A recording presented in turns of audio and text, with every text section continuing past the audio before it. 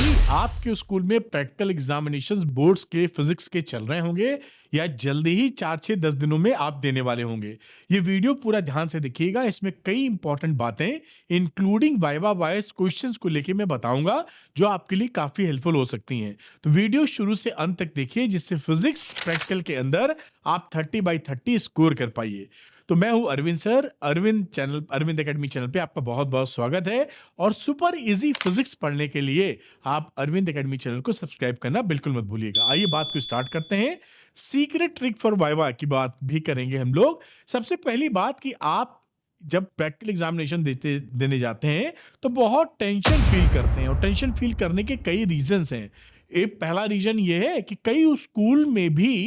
कई स्कूलों में तो प्रैक्टिकल ढंग से कराया ही नहीं जाता।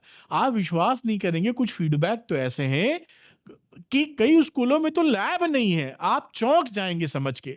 आप ये जरा कमेंट करके मुझे बताइएगा, क्या आपके स्कूल में कुछ ऐसे स्कूल, अगर आपके स्कूल में लैब नहीं है तो मुझे कमेंट करके बताइए। और कई बार तो क्या करते हैं, अंतिम 1-2 दिनों में, 3 दिनों में जो आपको 8 प्रैक्टिकल करने सेक्शन ए से 4 और सेक्शन बी से 4 वो निपटा देते हैं 1 ही 2 दिन के अंदर। तो क्या समझ में आएगा आपको? तो आपको उसका फीलिंग नहीं मिलता, यहां तक कि एग्जामिनेशन का पैटर्न क्या है वो भी नहीं पता लगता। ये बड़ी मुश्किल सी बात है यहां पर। और मैं एक चीज आपको बताने वाला हूं अभी कि होता क्या है कि एग्जामिनर के लिए, जो प्रैक्टिकल एग्जामिनर होते हैं, तो कई बार आपसे स्कूल 2000, 2500, 3000 रुपए लेता है। और बच्चे जब उसको देते हैं, भाई एक तो 2500 रुपए भी काफी ज्यादा है, लेकिन फिर भी 2500, 3000 जो रुपए दिए जाते हैं, कई बच्चे ये मान लेते हैं कि हमने पैसे दे दिए हैं तो भाई हमारा एग्जामिनर सेट हो गया, अब हमको 30 में 30 देके जाएगा। तो इस गफलत में भी मत रहिएगा। कई बच्चे ऐसा सोचते हैं कि भाई 2500 रुपए या 2000 रुपए या 3000 रुपए लिए स्कूल वालों में तो 30 में 30 दिलवाएगा। ऐसा कहां होता है? क्या आपके स्कूल में जितने लोग प्रैक्टिकल दे रहे होते हैं, बड़ा स्कूल थोड़ा सा है तो 3 सेक्शन होना तो बड़ा लाजमी है। बड़े आसानी से 3 सेक्शन होते हैं। 50 बच्चे एक सेक्शन में हैं तो 3 सेक्शन में 150 बच्चे हो गए। क्या 150 बच्चे के 150 में 150 के 30 में 30 होते हैं? कोई फेल नहीं होता, किसी के नंबर 17, 18, 16 नहीं हो जाते हैं। तो इसीलिए आप केयरफुली वीडियो देखिए जिससे कि आप पूरी चीज को समझे रहेंगे तो असर सही डायरेक्शन में जाएगा, नंबर भी पा पाएंगे। तो सबसे पहले मैं आपको बताता हूं कि जो बोर्ड एग्जाम होगा आपका फिजिक्स का, उसमें कौन सा कितने नंबर का पूछा जाता है। तो देखिए, 2 एक्सपेरिमेंट आपसे कराए जाएंगे दोनों सेक्शन से। 2 एक्सपेरिमेंट आपको बोर्ड एग्जामिनेशन में प्रैक्टिकल में करने होंगे। सेक्शन ए में आपके स्कूल में जो बोर्ड की तरफ से है, 6 एक्सपेरिमेंट है। अभी मैं बताऊंगा कौन कौन से हैं। उनमें से 4 उनको कराने रहते हैं, एटलीस्ट 4, ज्यादा भी करा सकते हैं लेकिन कम से कम 4।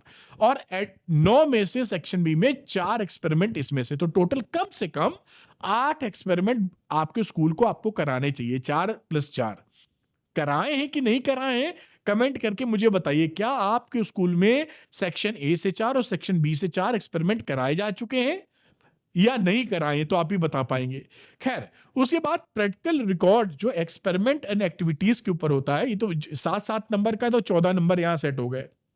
एक प्रैक्टिकल 7 नंबर का, एक दूसरा 7 का, और 5 नंबर आपको मिल जाते हैं ये जो प्रैक्टिकल रिकॉर्ड है एक्सपेरिमेंट का और एक्टिविटीज का। फिर एक एक्टिविटी आती एनी सेक्शन। आपके पास 2 सेक्शन होते हैं, सेक्शन ए और section B. 6 activities section A में है। आपके स्कूल वालों को 3 एक्टिविटीज उसमें से करानी है आपको। और सेक्शन बी में टोटल 7 है सिलेबस में, जिसमें 3 करानी है। तो टोटल ये मिला के 6 एक्टिविटीज हो गई। उनमें से एक एक्टिविटी आपको करने को बोलेंगे बोर्ड एग्जामिनेशन में, उसके 3 नंबर हैं बोर्ड के हिसाब से।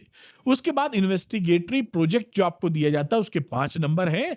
और वाइवा वॉइस ये जो है इसके 5 नंबर। अब यहां इंटरेस्टिंग बात क्या है कि ये जो वाइवा वॉइस है इसके हैं तो 5 ही नंबर, लेकिन ये आपके प्रैक्टिकल एग्जामिनेशन को हाईजैक कर लेता है।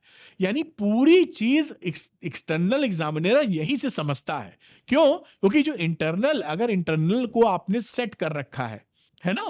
मतलब आप उसकी नज़र में जो आपके स्कूल के टीचर हैं अच्छे हैं, तो वो फीडबैक अच्छा दे देंगे।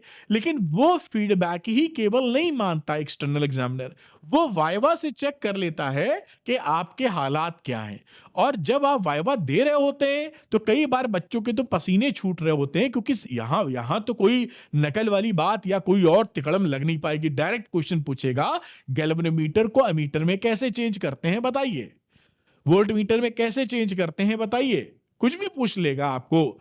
तो उस समय आपको जवाब देना है। इस समय जब आप जवाब दे रहे होंगे ना वाइवा वाले को, जो एक्सटर्नल एग्जामिनर होंगे, वहां पर उसी 2-3 क्वेश्चन से वो समझ जाएगा बच्चा कितना है। मुझे केमिस्ट्री मेरी वीक थी, मैं बता रहा हूं अपनी बात आपको। और केमिस्ट्री में मुझे प्रैक्टिकल में 30 में 30 मिले थे। फिजिक्स अच्छी थी तो उसमें 27 मिले थे। आप समझ रहे हैं? क्योंकि केमिस्ट्री में वाइवा वॉइस के जो 3 से 4 क्वेश्चन उसने पूछे थे, वो तीनों चारों मैंने सही बता दिए। कुछ शॉर्ट वर्ड समझ में नहीं आता था, सूंघो तो नशा आ जाता था हमको, ये आलम थी, हम पहचान ही नहीं पाते थे शॉर्ट, क्योंकि केमिस्ट्री पढ़ने का मन ही नहीं करता था। एनीवे, आप समझ पाए कि आपका एक्सटर्नल जो एग्जामिनर है, जो वाइवा लेगा, उसी से आपको नंबर मिलने वाले। तो एक और प्रो टिप जल्दी से देता हूं, वरना वीडियो और बड़ा ना हो जाए, कि अगर आपके एग्जामिनर आपसे पूछें और आपको सवाल ना आता हो, तो उनके साथ खेल मत खेलिएगा, सॉरी बोल दीजिएगा। दूसरा पूछे ना आता हो, सॉरी फिर बोल दीजिएगा। तीसरा पूछे ना आता हो, सॉरी फिर बोल दीजिएगा। तो पूछेंगे बेटा कौन सा टॉपिक स्ट्रॉन्ग है, कौन सा टॉपिक पढ़े हो आप, तो बता दीजिएगा चैप्टर नंबर 6 पढ़ा हुआ, 7 पढ़ा हुआ, 8 पढ़ा हुआ, 9, जो भी आपको आता हो उससे सवाल पूछेंगे। अगर आपने सही कर दिया तो आपकी स्थिति बिल्कुल दुरुस्त हो जाएगी, कोई टेंशन की बात नहीं। तो आप बिल्कुल हड़बड़ाइएगा नहीं, सच्चाई के साथ जाइएगा, क्योंकि वो एक्सपीरियंस बंदा बैठा होगा, उसको आप कानून नहीं दे पाएंगे। उम्मीद है समझ में आया होगा। आइए देखते हैं जल्दी से कि कौन कौन से प्रैक्टिकल आपके कोर्स में है, कौन कौन से आपने किए हैं, जरा कमेंट करिएगा। सेक्शन ए में 6 प्रैक्टिकल है। पहला वाला जो प्रैक्टिकल आपके सामने है, वो है वायर की रेजिस्टिविटी। 2 वायर या उससे ज्यादा वायर की रेजिस्टिविटी निकालनी है, ग्राफ प्लॉट करके V और I के बीच में। ये आपके लिए सेटअप होता, फोटो मैंने लगा दी है, देख के कुछ तो याद आएगा। अगर किया नहीं किया तो रोक के इसको देख सकते हैं। एक्सपेरिमेंट नंबर 2 की बात करते हैं, तो रेजिस्टेंस ऑफ गिवन वायर, एक रेजिस्टेंस निकालते हैं और मीटर ब्रिज की मदद से। मीटर ब्रिज आपका थ्योरी में कोर्स में नहीं है, प्रैक्टिकल में कोर्स में है। तो मीटर ब्रिज से ये जो है अननोन वायर का रेजिस्टेंस वो निकाला जाता है।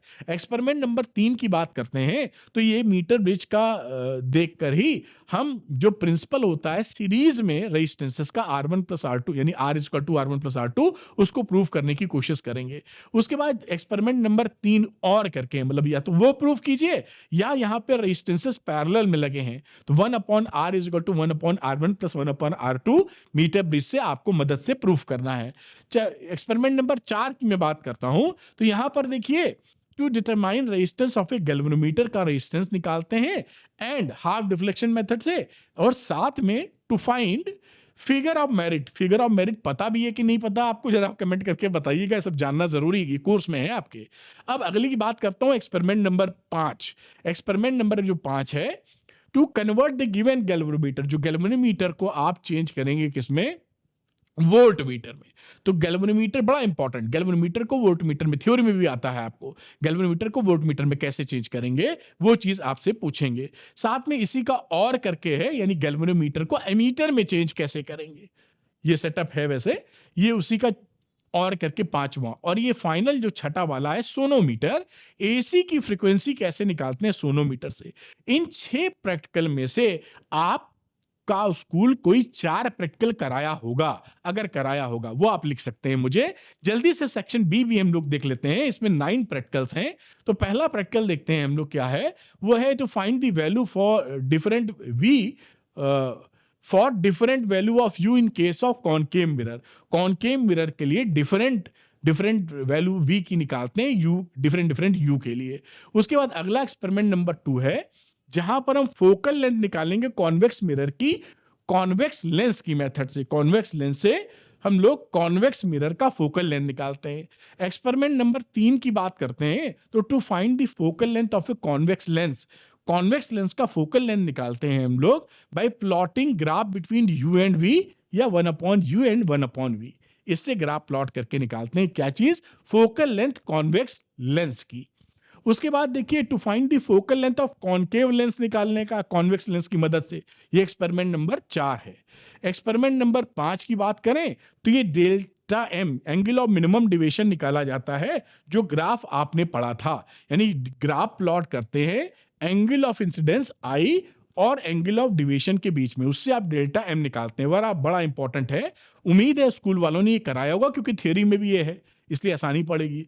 जो यहाँ पे ट्रेवलिंग माइक्रोस्कोप होता है, क्या होता है, उम्मीद है अंदाजा होगा अगर कराया है स्कूल में। तो refractive index of glass slab, ये जो ग्लास स्लैब है इसका म्यू या एन जो भी बोले, रिफ्रैक्टिव इंडेक्स निकालते हैं। उसके बाद रिफ्रैक्टिव इंडेक्स लिक्विड का निकालने के लिए, लिक्विड जो यहां पर रखा है उसका लिक्विड का निकालते हैं बाय यूजिंग कॉन्वेक्स लेंस और प्लेन मिरर।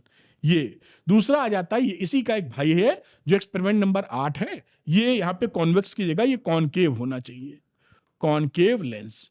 तो रिफ्रैक्टिव इंडेक्स ऑफ लिक्विड, यहां पे जो लिक्विड है इसका रिफ्रैक्टिव इंडेक्स निकालेंगे with the help of concave lens and plane mirror की मदद से। और ये फिर एक्सपेरिमेंट नंबर 9 फाइनल, ये भी आपके कोर्स में है तो ये भी कराना चाहिए ऐसा मुझे लगता है। आईवी कैरेक्टरिस्टिक बनाते हैं पीएन जंक्शन का फॉरवर्ड एंड रिवर्स बायस में। ये कौन लिखा होगा, खैर पूछने से कोई फायदा नहीं। फॉरवर्ड बाइसिंग और ये रिवर्स बाइसिंग है, इसका आईवी कैरेक्टरिस्टिक का ग्राफ प्लॉट करने को आपको रहता है। तो ये पूरी कहानी आपकी प्रैक्टिकल की है। अच्छा, थ्योरी के लिए अगर आपको दिक्कत आ रही है तो इतने कम समय में पूरी चीज पढ़ पाना संभव नहीं है, अब महीना खाड़ बचा हुआ है, तो आप श्योर शॉर्ट क्वेश्चन की मदद ले सकते हैं। Sure short question PCM, sure short question PCB, और साथ में फिजिक्स केमिस्ट्री मैथ्स बायोलॉजी अलग अलग और पीसीएमबी एक साथ, सब अवेलेबल है। ये कोई श्योर शॉर्ट क्वेश्चन क्या है, ये ऐसे ही एकदम समझ लीजिए ऐसे ही क्वेश्चन बोर्ड में मिलेंगे। सेम भले ना मिले क्योंकि पेपर तो आउट नहीं कराया जा सकता, हमारे बस का नहीं है, ना कराना चाहिए तो, लेकिन आएंगे इसी तरह के, ये पक्का है। पूरे एक्सपीरियंस और नॉलेज से मैंने बनाए हैं। 20 से 25 क्वेश्चन पर चैप्टर हैं, आसानी से आप कर भी लेंगे। 20 से 25 क्वेश्चन फुली सॉल्व्ड है, सॉल्यूशन भी है, पीडीएफ है, सॉल्यूशन भी आपको प्रोवाइडेड है साथ में, जिससे आप आसानी से कर सकते हैं। 100% एग्जाम या बोर्ड टारगेटेड क्वेश्चन मिलेंगे। और अच्छी बात क्या है कि जो भी कोर्स आप ले रहे होंगे, श्योर शॉर्ट क्वेश्चन ले रहे होंगे, पीसीएम या पीसीबी, जहां पर फिजिक्स इन्वॉल्व है या केवल फिजिक्स या पीसीएमबी, वहां पर आपको इसके साथ फिजिक्स के फ्री एनसीईआरटी वीडियो सॉल्यूशंस मिल जाएंगे, जिसमें एनसीईआरटी एक्सरसाइज और एग्जांपल्स के पूरी बुक के एक्सरसाइज और एग्जांपल के वीडियो सॉल्यूशन जो मैंने खुद रिकॉर्ड किए हैं आपको मिल जाने वाले हैं। तो श्योर शॉर्ट क्वेश्चन लगा करना आप बिल्कुल राइट डायरेक्शन में, आप 2 घंटे की मेहनत से ही अपना काम, 2 घंटे की रोज मेहनत से ही अपना काम बना सकते हैं। इधर विधर ना भटके, श्योर शॉर्ट क्वेश्चन लगाएं। तो जो बच्चे श्योर शॉर्ट क्वेश्चन लगाना चाहते हैं वो अरविंद एकेडमी ऐप को डाउनलोड कर लीजिए, लिंक डिस्क्रिप्शन में मिलेगा। डाउनलोड करने के बाद वहां पर देखिए, जब ओपन करेंगे तो ये स्टोर सेक्शन दिखेगा, इसमें चले जाइएगा और स्क्रॉल कर लीजिएगा, वहां श्योर शॉर्ट क्वेश्चन मिलेगा। जो भी श्योर शॉर्ट क्वेश्चन आपके लिए सुटेबल है, फिजिक्स का, केमिस्ट्री का, मैथ्स का, बायो का, या पीसीएम पीसीबी, ज्यादा बेहतर होगा पीसीएम में पीसीबी ले ले या पीसीएमबी, और लेकर अपनी पढ़ाई को आगे बढ़ा सकते हैं। Thank you very much, wish you all the best.